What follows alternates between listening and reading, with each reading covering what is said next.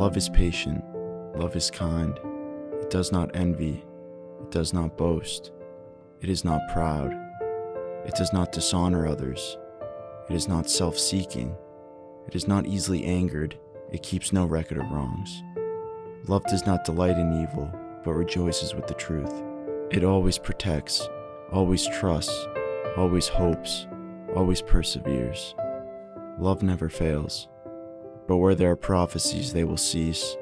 Where there are tongues, they will be stilled. Where there is knowledge, it will pass away. For we know in part, and we prophesy in part. But when completeness comes, what is in part disappears. When I was a child, I talked like a child. I thought like a child. I reasoned like a child. When I became a man, I put the ways of childhood behind me.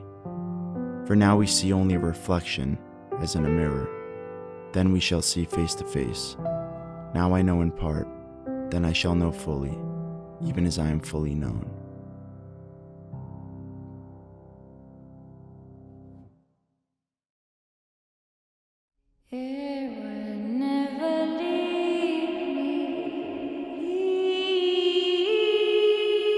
Dear Jasper, I remember when we were younger, we would spend our Saturdays walking through the Cape Cod Mall. I'll never forget. There was this one time I saw this young girl pass by and I waved. She had to do a double take to make sure she saw me correctly and awkwardly waved back. You looked at me and laughed. You asked me why I always did that. I laughed and told you I really didn't know. Maybe it was a habit of mine. Maybe it made me feel good.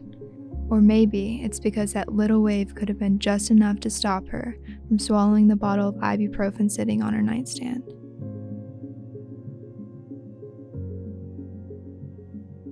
Do you remember in 6th grade when we would stay up all night messaging each other on Skype?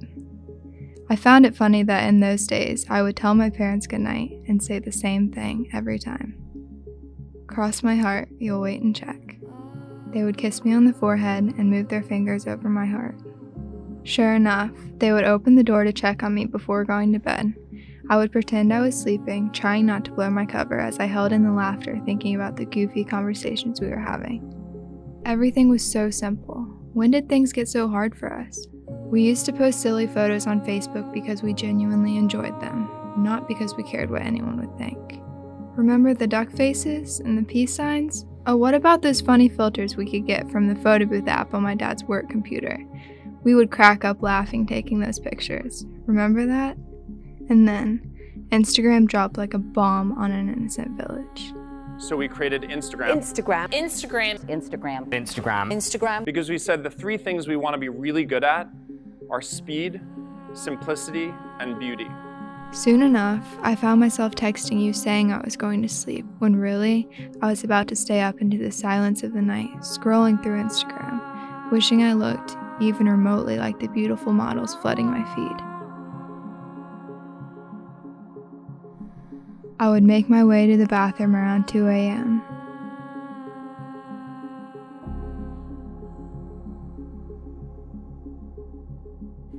I remember standing there just staring at myself in the mirror with tears in my eyes as I slowly shook my head, displeased with the image staring back at me.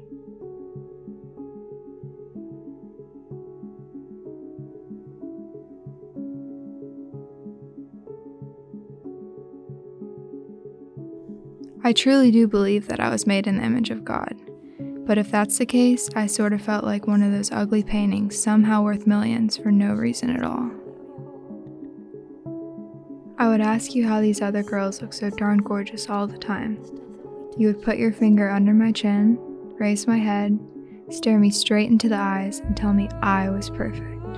Me, you always knew how to make me feel better, like I was the only girl in the world. When you lost your mother junior year, you decided you wanted to travel to Africa with your church to film what the people of the Kibera slum had to go through on a daily basis. You told me that your problems couldn't quite possibly compare to what they must be going through. I hated when you said that.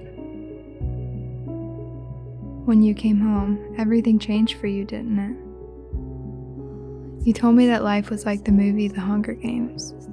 You somehow always managed to reference a film in your thinking out loud moments, but this time was different.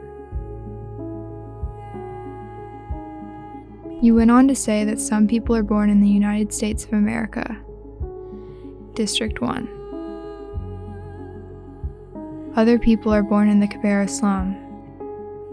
District 12. And still, others are born in Armenia in the early 1900s before being slaughtered in the brutal genocide. District 13.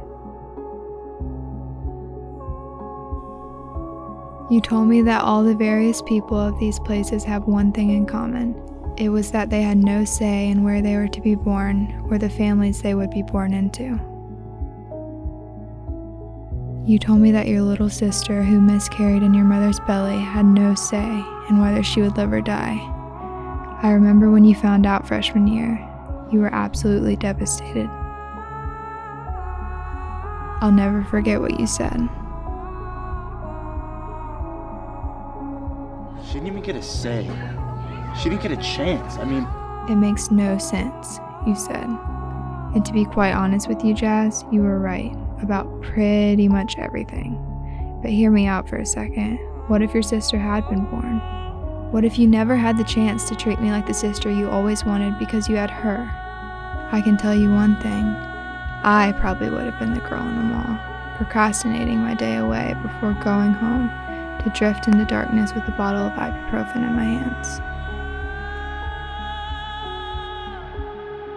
You saved me, Jasper. Everything happens for a reason. We are who we are, where we are, as we are. God designed it that way. Just as He designed the sun to fade over the Blue Ridge Mountains, painting the sky with a beautiful canvas. Or how He designed the stars above, naming them one by one.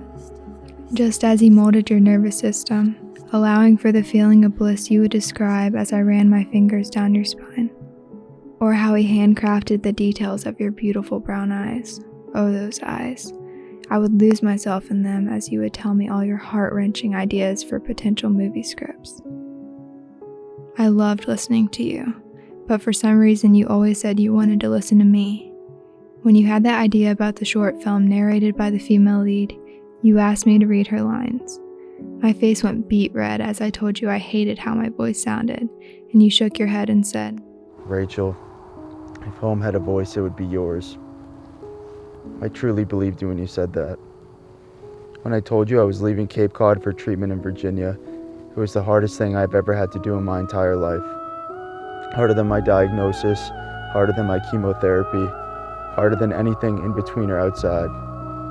It's been you. It's always been you. There's nobody like you. Nobody. You were my best friend, my soulmate, my one true love, the salt to my earth and the light to my darkness. Please remember that just as the tides shift by the forces of the moon and sun, in the wake of absence and loss, people tend to change who they truly are to cope with the feelings they're going through. The vices will come knocking at the door, and if you choose to open, they will appear with a smile like a wolf in sheep's clothing. But be strong, all of you, especially you, Jazz.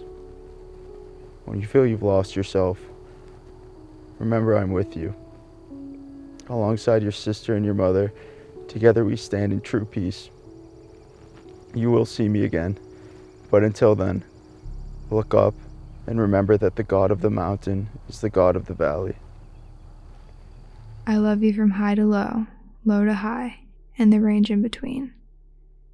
With so much love, Rachel.